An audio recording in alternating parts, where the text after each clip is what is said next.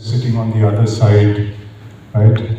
Everybody says that when I was young like you, I was like this, like that, etc. So when I was in college and when I was young like you, and when I was on the other side, that is how I want to start it, but I cannot because I never went to college. Sorry about that. So instead, what I'll ask you to do is just observe me for a minute. Watch me very carefully. Can you see me? Yes? Yeah? I got into it, how I came out of it, and the rest of the stuff. So, long ago, when I was in probably second or third standard, there was this boat called Trishna, which was an army boat. It went around the world with 19 stops and 6 people. And when it came back, they made a documentary about it, and this came out in television, and I was one of the people who saw it. And I told myself that when I grow up, I want to become a sailor.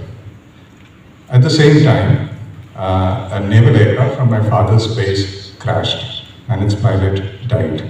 And when my mother read this news to me, I was so inspired, I decided I'll become a pilot when I grow up. So, I finished 12th standard, I get through engineering and medicine C, so I'm like 456 in engineering, 567 in medicine in all Kerala ranking. But instead of going and joining an engineering college or medicine college, I decided to join the Navy because that is where you can fly and sail, right? So I go to Goa, become a cadet, spend 3 years there, start learning to sail. And a year later, in 2001, I go to the Air Force, spend 1 year there, and I become a pilot as well. So I fulfill my dreams, I get to sail, I get to fly, but with each, let's say, with each step that I take, my ambitions grow bigger and bigger. I just don't want to be one of the people who sail. I want to take part in championships, and I do that. And then from small boats, I want to sail big boats, and I get opportunities. And one day I decide that someday, many years later, I want to sail around the world. Now this dream or this thought came to my mind when I was just 19 years old. I was in the Naval Academy when somebody handed over a book to me, and magazine actually. This magazine spoke about a single-handed round-the-world race, and in that single-handed round-the-world race, a woman was leading. She was beating all men by many days. I was really inspired. I told myself that 20 years later, when I leave the Navy, I will do a single-handed circumnavigation. My first salary was 8,500 rupees. This was way back in 2000. And I was saving 8,000 rupees in my Provident Fund and spending only 500 rupees because as per my calculation, if I followed the saving pattern, then in 20 years' time, when I leave the Navy, I'll have enough money to buy a boat. But look at this, you start your dream in 1999, 10 years later, the Navy calls you in 10 years later, in 2009, the Navy calls you and asks you if you can support another gentleman who's going around the world with stops. So his name is Captain Dilip Donde.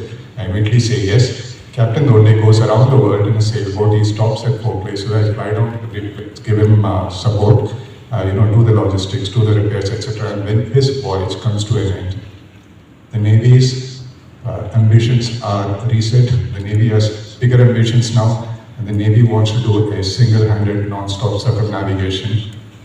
And instead of asking for volunteers, the Navy directly asked me if I can do a non-stop circumnavigation. In 1999, I have this dream, I want to sail around the world alone. And exactly 10 years later, the Navy is giving me $1 million boat, pays me a salary and says, go around the world. Now what exactly does a single-handed non-stop circumnavigation mean? You know how big is the Earth? Check. Anybody? You know how big is the Earth? Its circumference is 40,000 kilometers, right? So if you want to do a single-handed circumnavigation, you have to start your voyage from any port, sail around the world, do a distance of 40,000 kilometers, 23,000 nautical miles. You have to sail south of the three great capes, Cape Bluin in Southwest Australia, Cape Horn in South America, which is known as the graveyard of, known as the Everest of the seas, sail south of Cape of Good Hope, which is known as the graveyard of ships, and come back to the point where and in this journey, you have to cross the equator 2 times. You cannot stop anywhere. You have to be absolute. Check. I'm sorry. Maybe I'll use this mic.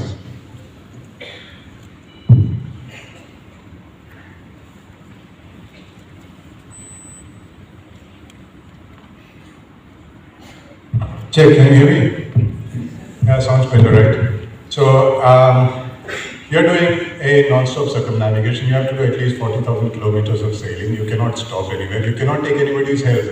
So en route, if you run out of ballpoint pen, you run out of a little bit of water and you ask somebody to gift you some water, you're straight away disqualified. You have to be absolutely alone. And I started my first circumnavigation on the 1st of November 2012. It took me 151 days to finish this voyage. I sailed through what's called the roaring 40s, the furious 50s, screaming 60s. I went as far down south as 58.5 degrees south.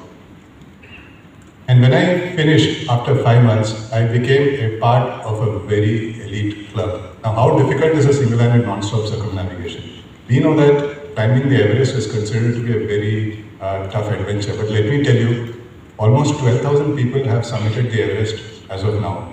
Almost 600 people have gone to space, but the number of people, as on this date, who have completed a single-handed non-stop circumnavigation is less than 200. That's how difficult it is. In fact, when I finished my voyage,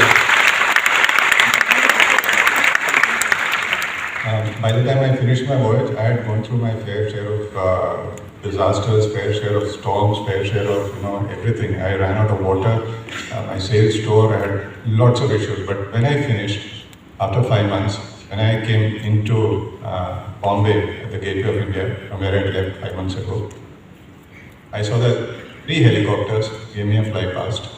There were a fleet of boats that were escorting me in.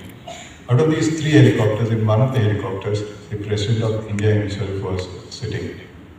By the time I put my boat alongside at the gateway and I step out on land, I climb up the steps of the gateway, I see that the President of India himself is waiting there to give me a reception. So I salute him. I say, sir, single-handed non-stop circumnavigation of the earth is complete. He salutes me back and he says, on behalf of 1.3 billion people of India, I welcome you back on land.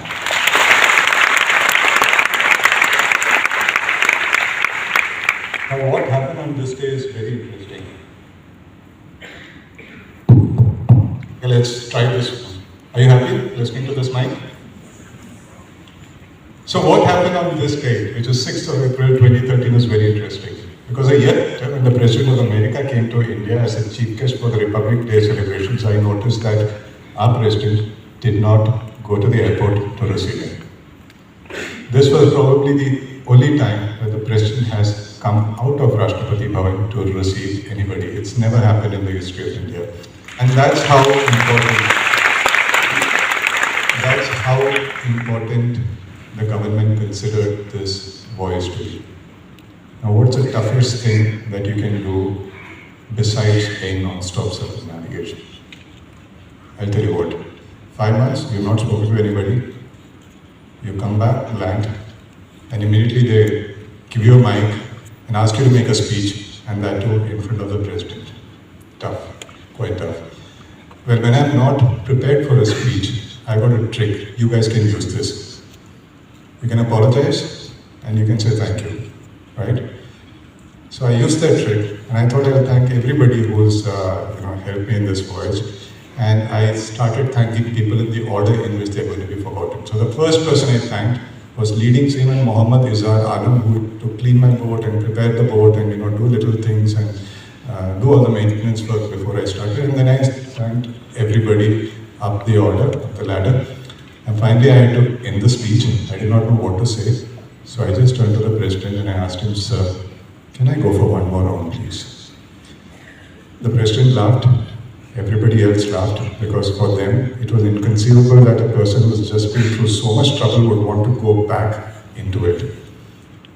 Now, soon I got opportunity to go back to the ocean. And that story starts in 1966. In 1966, an English sailor called Francis Chichester sails around the world alone with just one stop. And when he comes back, he is knighted by the Queen of England using Sir Francis Drake's sword. And Francis Drake had circumnavigated the earth in 1577, nearly 500 years before this. This incident, this achievement in sailing, led to a race among men to figure out who would be the first person to do a single-handed, non-stop circumnavigation of the earth. Sensing an opportunity, this newspaper called Sunday Times declared a race. They said that anybody who starts north of 40 degrees north, sails around the world and finishes will be awarded the Sunday Times Golden Globe trophy. Anybody who finishes this race fastest, taking the least amount of time, will get an award of 5,000 pounds, which is almost probably close to 100,000 pounds of money these days. So it was a lot of money for the fastest circumnavigator. The Golden Globe trophy for the first man to finish it. 9 men entered this race, and it became the most dramatic, most talked about sailing races of all times. It became such a dangerous race that this race, the Golden Globe race itself, was never repeated for many decades. What happened to these 9 men who started this race? Out of the 9 men, 5 retired before they could cross South Africa. That left 4 men. There was one gentleman who did this race for money and fame, apparently. His name was Donald Roast. He thought that he could fool people. So instead of going around the world, he stayed in the Atlantic Ocean, but kept sending position report as if he was sailing around the world. Right? In those days, there were no satellite trackers, so you couldn't tell where exactly this person is. So he kept sending position reports as if he was sailing around the world. And one day, he could not keep up with his own lies. He jumps out of his boat and commits suicide.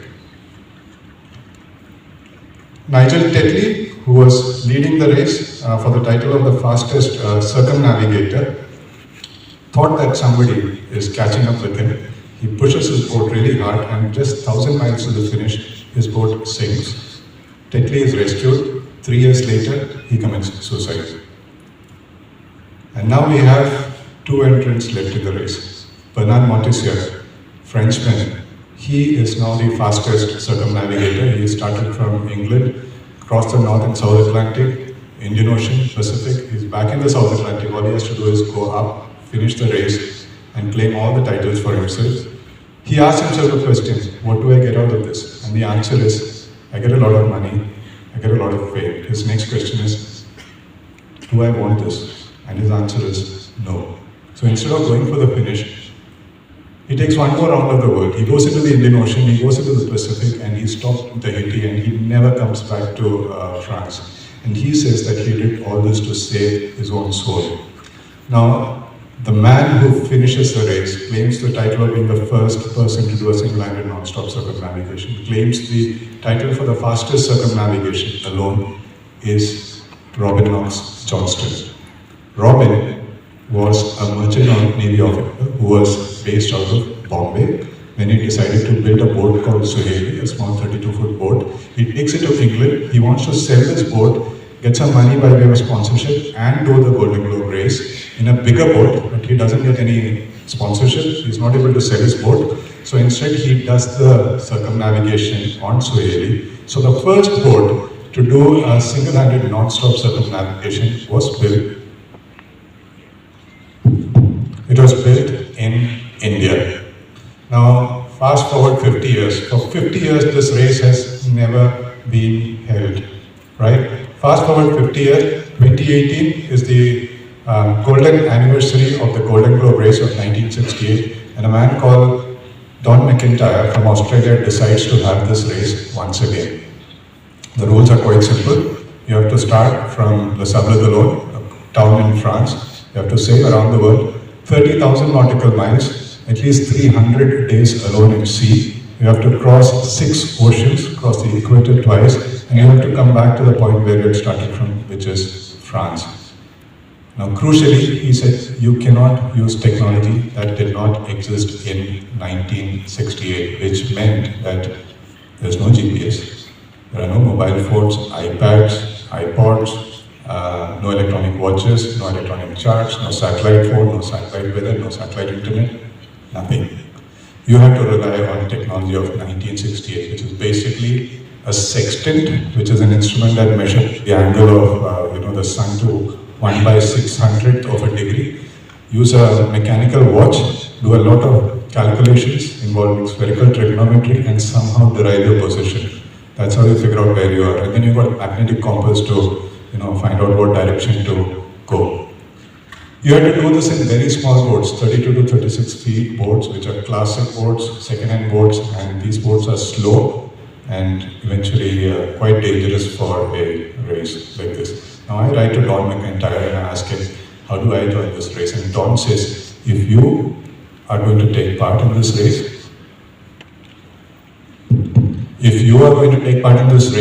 then I'll give you a special invitation. So what I do is, I make a replica of Suhaili in India, the original race winning boat. I make a replica in India. I send it to Netherlands, where I finish its construction. And in the meantime, I'm looking for a sponsor. And just like Robin, I just don't find any sponsors. Now what I do is, I put all the money from my Provident Fund, I put all the money from, the money that I got from the government for winning a Kirti Chakra and finishing the first circumnavigation. I put all my savings to build this boat. And in the meantime, I go and ask my fiancée if we can get married. And she says, yes, why not? But I tell her, I don't have any money. She says, that's not a problem, let's do a registered marriage. So I go and get my marriage registered. The two witnesses who come with me are my manager and boat builder. And when wife sees them, she asks, are you getting married or are you building another boat? Well, she was quite right. The trouble is, I didn't even have time to tell my parents that I was getting married. My father eventually found out on Facebook that I had just gotten married. This was because by the time I reached France, the joke was that this guy has been married for a month, he needs a 9-month break now, and he's going to sail around the world in that break. So I finished the construction in Netherlands. I sailed the boat to Falmouth, where we had some activities, all our trips are coming to Falmouth, and the day after I reached, Sir Robin Knox Johnston sails into Falmouth in the Suhaili, in the original Suhaili. He's curious because I have come in a replica of his boat. He comes on my boat, signs the logbook, and as we leave, Robin asked me, how long do you think you're going to take to finish this race? Now Robin had taken 312 days to finish the race. My boat is an exact replica of his boat. So I tell him, sir, 311 days, one day less than. Robin looks at me and he says, you are young and ambitious.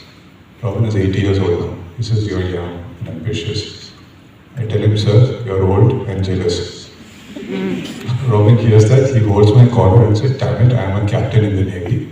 He says, sorry, you're a captain, I'm a commander, you're senior, I'll take 313 days, don't worry about it. Well, our little duel doesn't get over so quickly. The next day, we leave on a small race from Falmouth to La Sable. But before that, something interesting happens. 50 years ago, Robin had started a circumnavigation from this point, right? And one night before starting the circumnavigation, he goes to a pub called the Chain Locker, gets drunk, and on his way out, he steals a barometer because he doesn't have a barometer in his boat. So he steals a barometer from the pub. And 50 years later, fast forward to 2018, Robin returns that barometer to the pub.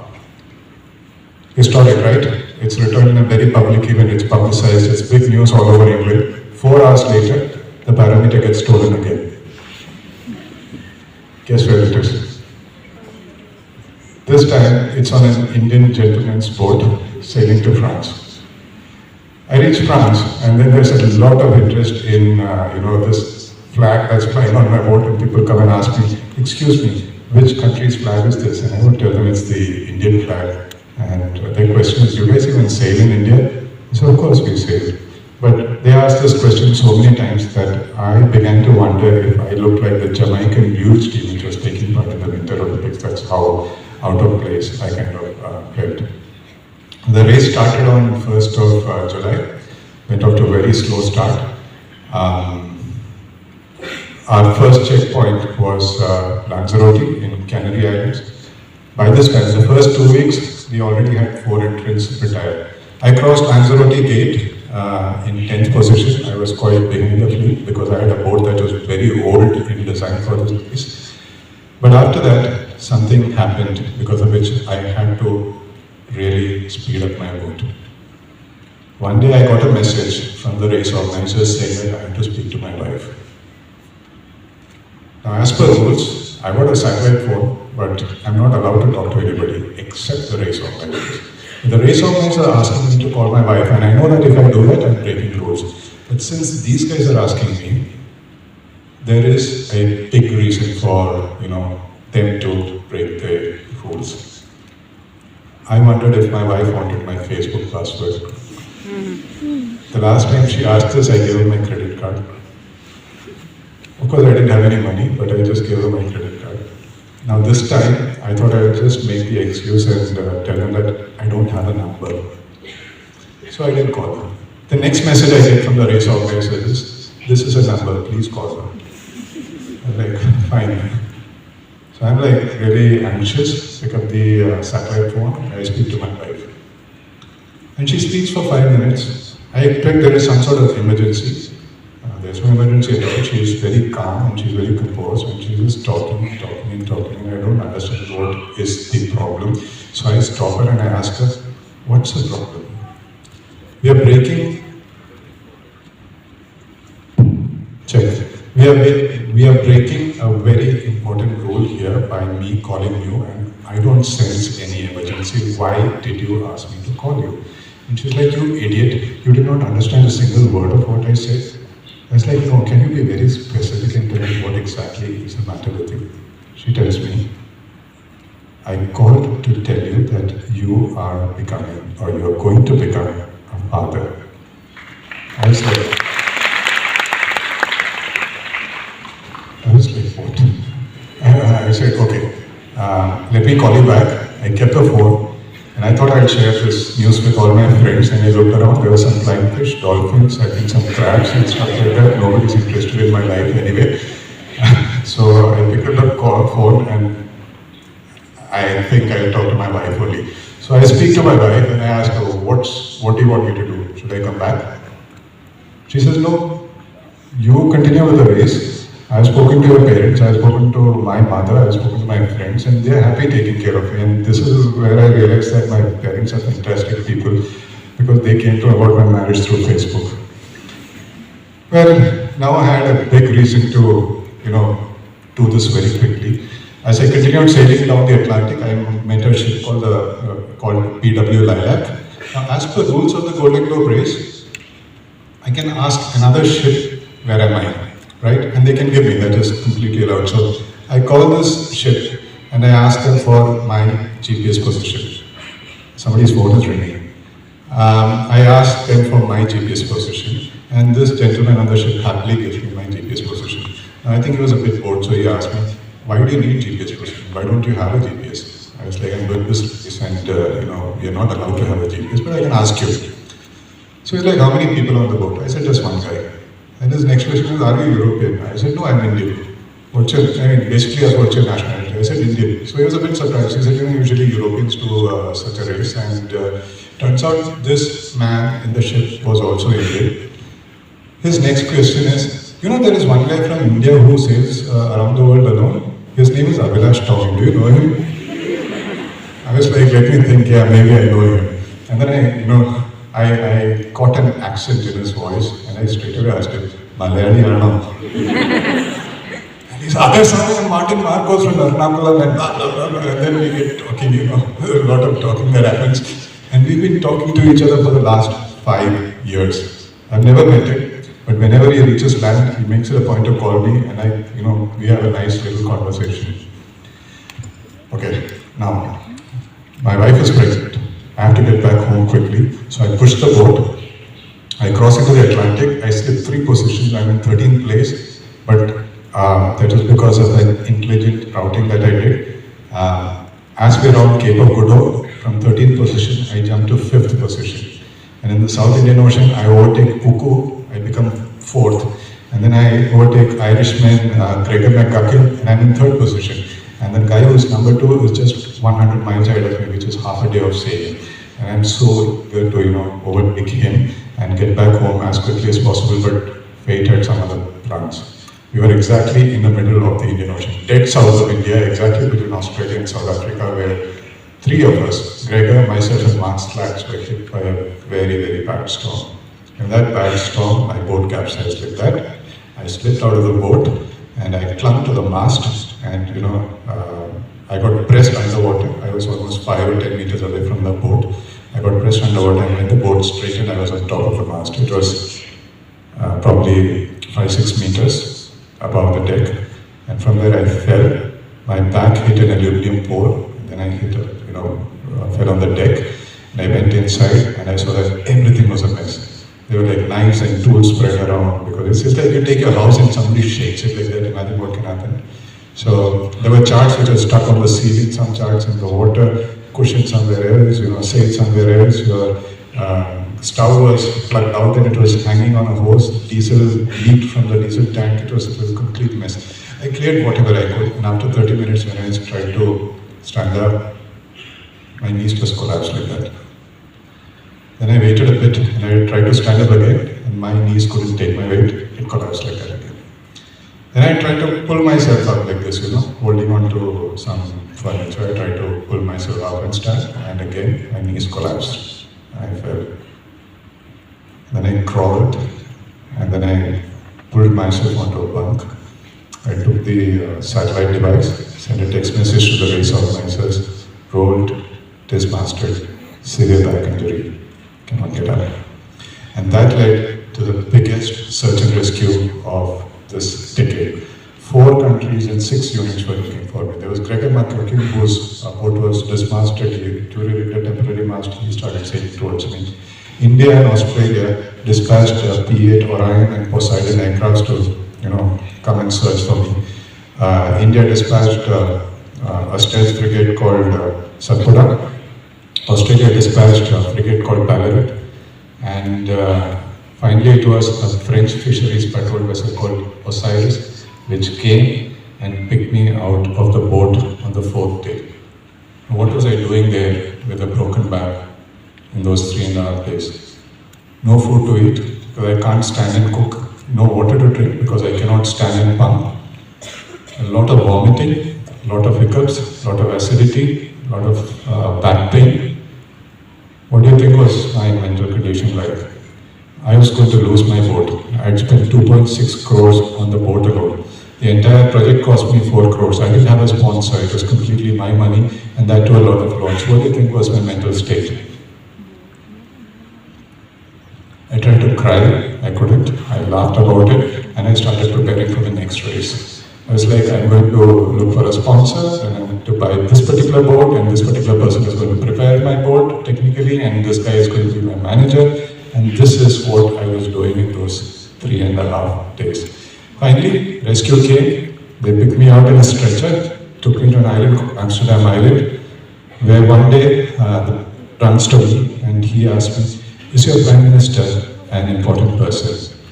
I was like, Prime Minister Modi is an important person. What sort of question is that? I was like, what happened? Why are you asking me this question? This guy says, oh, the Prime Minister is going to call you. And he did. And he asked about my health, and I told him that if I get better, if I can walk, I'm going to go back into this race. Satpura lands up, they send a helicopter, put me inside the helicopter in a stretcher, take me to the ship. And 16 days after the accident, I reach India, where I'm taken to a hospital, and there's an MRI scan, and they see 4 fractures in my spine. And the doctors tell me, you're not going to get up, you're not going to walk, you're going to be just lying down. And they put me in a special aircraft, take me to Delhi. Another CT scan, 18 days from the date of the accident, they cut open my back, put 2 titanium rods in my spine, fuse it into a single piece, put some bone grafting on that, and 5 vertebrae become a single piece. Now I go home in a wheelchair, right? I go home in a wheelchair. I'm wheeled into my house. My wife is there. She's 3 months pregnant, and imagine this: I'm supposed to be taking care of her. Instead, she has to look after herself, and she has to make sure that this stupid husband of hers is back on his feet again. I do 2 months of physiotherapy, and in 2 months of physiotherapy, from a wheelchair, I'm able to walk. I go back, join duty on the 25th of December. 6 months later, I go back for the Navy's medicals. They clear me to get back into a cockpit and start flying aircraft, get back into a sailing boat and sailing again. And to get back into an aircraft cockpit, I had to do an emergency drill where they blindfold you, put you inside a plane in a cockpit, strap you up, put the entire plane underwater. You have to wait for 5 seconds, hold your breath for 5 seconds, and then start your exit. You have to unstrap, feel your way out, look for a very small window, open it, push it out, just by feel, and make your exit. Not once, 5 times from the pilot seat, 5 times from the pilot seat. And after that, they will strap you on and pull you up as if a helicopter is pulling you up. I did all that despite the surgery, and finally I started taking part in sailing races. 2021, I quit the Navy, started looking for a sponsor, and finally in March 2022, I found a sponsor in UAE, signed a contract with them, headed immediately to France, picked up exactly the same boat that I was dreaming about when I had the accident. I bought exactly the same boat, sailed into Netherlands, and guess who was preparing my boat? Dick Koopmans. When I had the accident, I decided that he has to prepare my boat, and he agreed to prepare my boat for. I spent 1.5 months. When I started preparing the boat, the rest of the entrants had already finished their preparations. I prepared the boat in 1.5 months, and then went for a quick qualification passage in the North Sea and the English Channel and the Bay of Biscay and Atlantic. Finished in Spain, a place called Gijón. And from there, I had to do a very short race to Les Sables-d'Olonne. All the entrants were racing from Gijón to Les Sables-d'Olonne. And then another interesting thing happened. My manager was sailing with me. He was an English guy. He was on watch. He was supposed to be looking out. He did not do that. A very simple job. He was a very young guy, 27 years old. He just didn't follow orders. He didn't see a ship, a big 150-meter long ship. He didn't see it. My boat collided with the ship. The bow was completely crushed. Mast had damaged. A lot of problems. I had been waiting for this moment for the last 4 years. I was so desperate to take part. Finally, so falling in place. I had a sponsor. I had a good technical guy to prepare the boat. I was very pumped up. And now, just 3 weeks before the start, the boat has an accident, and now there's a good chance that I won't make it to the start. We arrived in Les Sables-d'Olonne. All of France, all of Europe is on a holiday. Nobody wants to, help. But Dick Koopmans pulls up some old favors, and then we have a yard in Belgium that agrees to repair the boat. The boat was finally repaired just 4 days before the start of the race. And then I have to focus on the green card checks, the security, safety checks, and load up the boat for almost 8-9 months at sea. And finally, we start the race on 4th of September. I crossed the first checkpoint in Lanzarote in 4th position. I was 10th in 2018 when I crossed this checkpoint. Crossed the equator in 2nd position. We reached Cape Town Gate in 4th position, and we were still in the leading pack. And till here, I was not able to communicate with my family. There was just this doubt or this question that was nagging me so badly that it was making me very frustrated. I wanted to know if my son had started going to school or not. The son who was conceived before GGR 18. I just wanted to know if he had started going to school or not. So I used to call up a passing ship and ask them to send a message to my wife and check with her if my son had started going to school. But I never got a reply, because by the time the ship got a reply, they would move so far away that they were not able to tell me. When I went into Cape Town, my sponsors came out in a boat. They held a laptop, did a video call with my family, and in that video call, I see my son going to school, and that was his first day in school, and you have no idea how happy I felt to see that. We crossed Cape of Good Hope, and now we were entering the Southern Ocean. Southern Ocean, they say that at 40 south there are no rules, 50 south there are no laws, 60 south there are no gods, 70 south there is no common sense. That's how bad it is. That's how stormy it is. As soon as I entered the Southern Ocean, it started showing its true colors. One of the competitors' boats sank, and I got a message to go and rescue him. I headed towards him, but there was another, entrant called Kirsten who was close. She responded 6 hours later, and she reached him first and picked him out of his life raft. So this is the first boat we were losing. Now we continued sailing around the Indian Ocean. I crossed that point where I had the accident, and as soon as I crossed it, I felt incredibly light, as if I had achieved something. The boat also felt the lightness, and soon we set the 7-day speed record in the race, sailing 1,165 days in 7 hours. We reached Tasmania, now in 3rd position, and as I entered Tasmania, my sponsors, they were there. The CEO was there. He was mighty thrilled. He comes out and he says, "Abhilash, you've achieved what you wanted to achieve. You crossed that point where you had the accident. You can stop if you want. We as sponsors have gotten everything that we wanted out of this race. You can stop. There is no pressure on you." But I said, "No, I need to continue sailing. I need to finish it, right? Just crossing the point where the accident was not good enough." I get out of Tasmania, close to New Zealand. I overtake Kirsten, and now we are number 2. And then we sail. But on 26th of January, I get into a storm. I end up steering the boat for 12 hours, and at the end of it, my back packs up again. There's a lot of damage to the boat, but my back packs up again. Because of this right leg, check. My back packs up and my right leg stops working. And in the storm for 3 days, I am surviving by dragging my right leg like that. Or sometimes I'm just sitting and crawling around the boat, trying to finish work. On the 4th day, I can't take it anymore. I call the race organizers and I tell them that I need to speak to my doctor. They patch up a call. I speak to my physiotherapist and he advises some,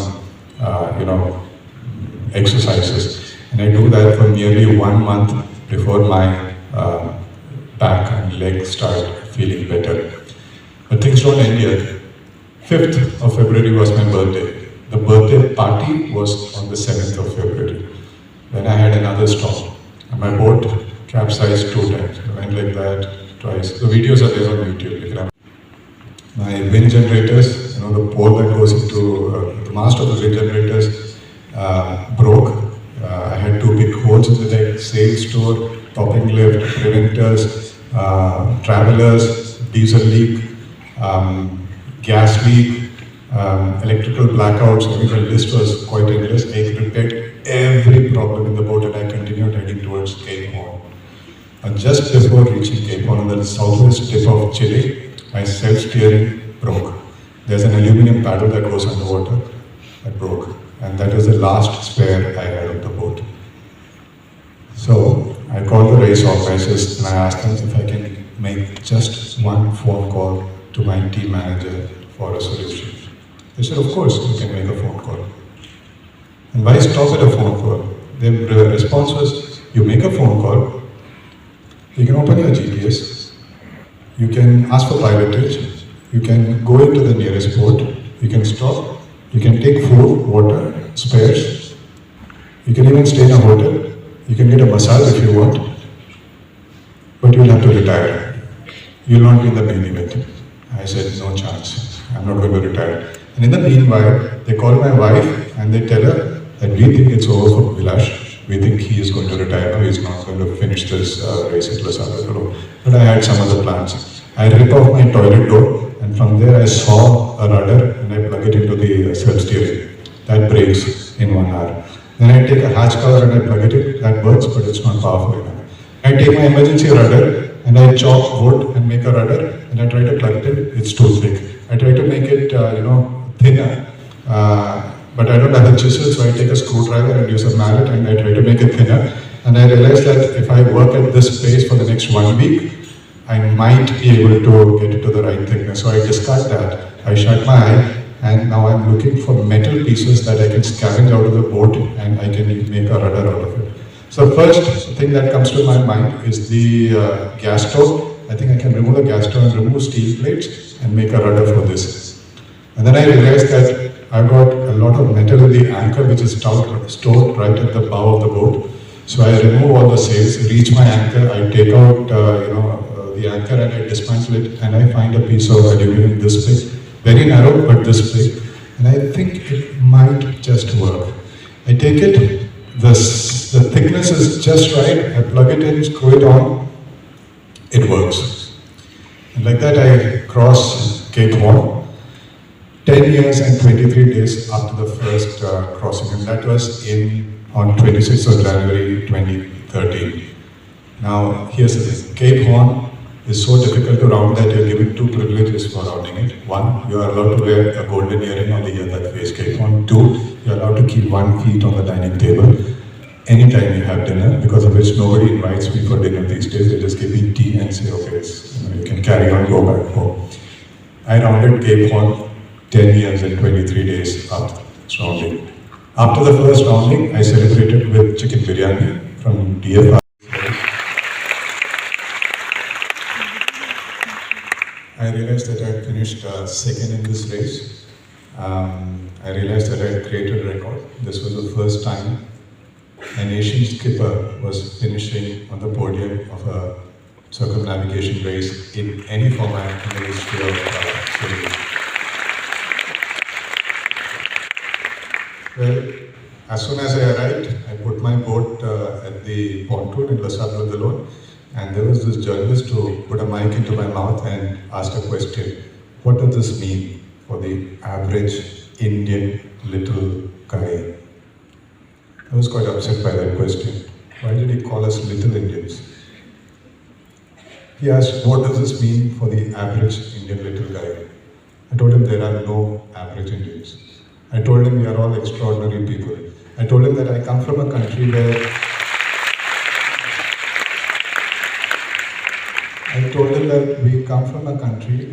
the total number of boats in the entire country is less than the number of boats you will find in one pontoon in this marina. And if I can come from such a country and finish second in a round the world race, just imagine what the rest of us can do if we are given the right opportunities.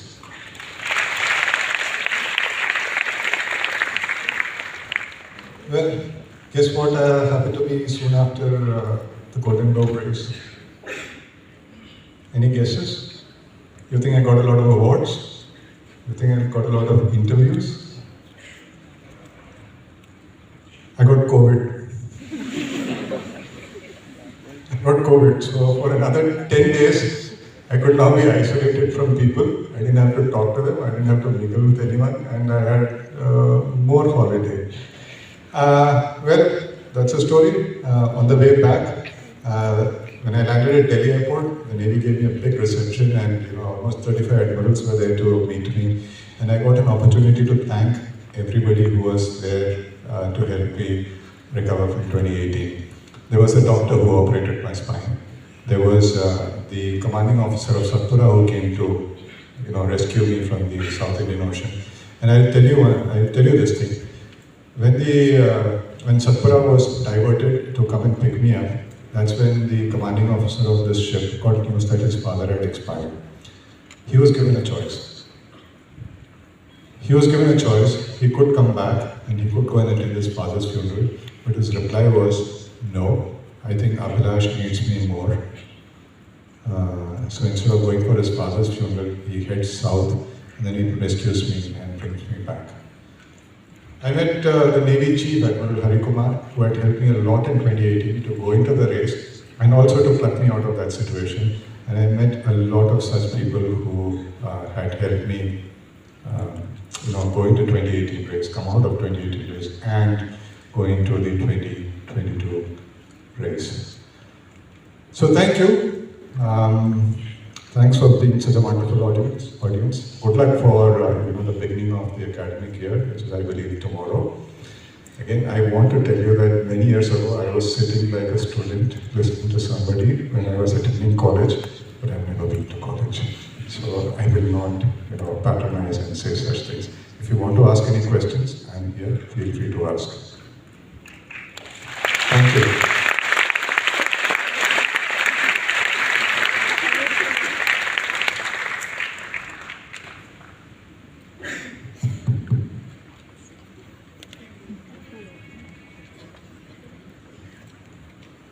All right.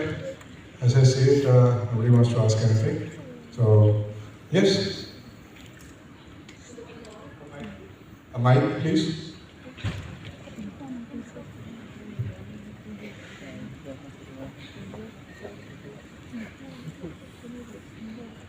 Yeah.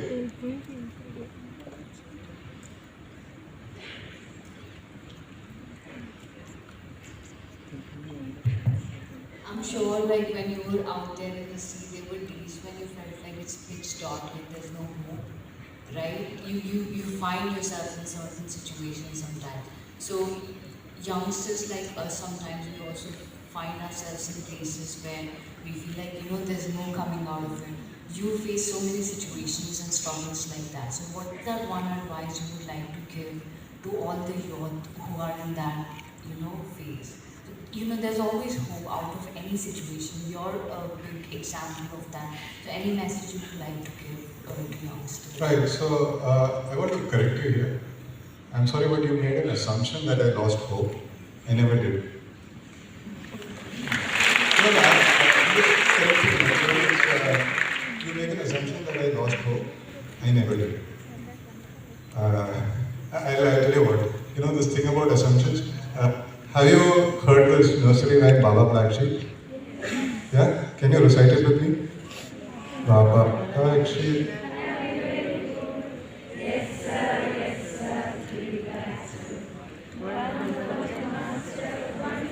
But thanks, that's enough. I understand that you would know this nursery rhyme. Why did you sing it like this? Because we've been taught, right? And then you assume that that's the only way to sing it. There's another version of it. You want to hear that? Baba Black Sheep, have you any wool? No, get lost. So, to be honest, I did not lose hope. I just tackled the problems as they came. I don't know, sorry, I didn't lose hope anyway. If you want to rephrase the question, yes, of course. You didn't lose hope, that's why you're here, right? So youngsters like us, we find ourselves like in this spot in life where we feel like hopeless sometimes. Is there anything you would like to tell us that? Yes, of course. Now, here's the thing. What makes a situation good or bad? It's what you feel about it, right? So like I said, when I had the accident, I was in such, debt, and I'm going to lose my boat, which doesn't have insurance. My spine is broken, my wife is pregnant, and that's supposed to be the worst point of my life, right? But I just didn't call it the worst point of my life. I just said, here's an incident, it's happened, that's it. Similarly, if I have some big success, I just say, oh, I've just completed the GGR without calling it good or bad. So the thing is, you decide what is good or bad. It is you who give those qualities. And if you think a situation is very bad, you feel hopeless. So what my suggestion is, don't give it any qualities, neither bad nor good. It's just one of the things that happen to you. And these things will keep happening. There will be so-called bad things, there will be so-called good things. Don't give it any quality. And you'll have a very peaceful life. Now, if you end up in a stressful situation, I use some tricks, to get things under control. What you need to realize is that it is the mind which ascribes these qualities of good or bad. You need to first get your mind under control. To get your mind under control, what I do is I focus on breathing.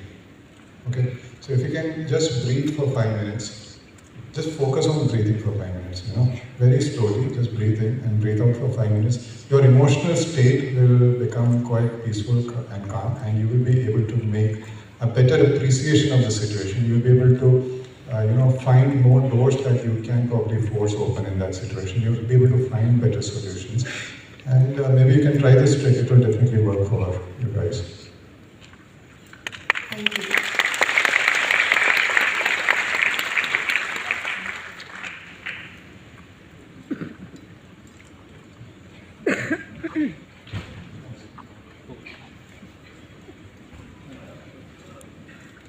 Somebody there? Yeah? Can you scream?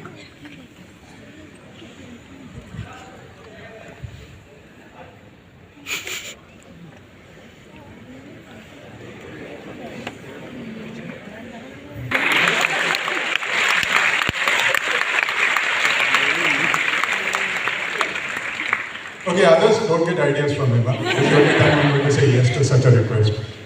To be honest, it's the first request I'm getting to get a hug. Alright, so I think that's it. Well, thank you very much. Thank you for being such a fantastic audience.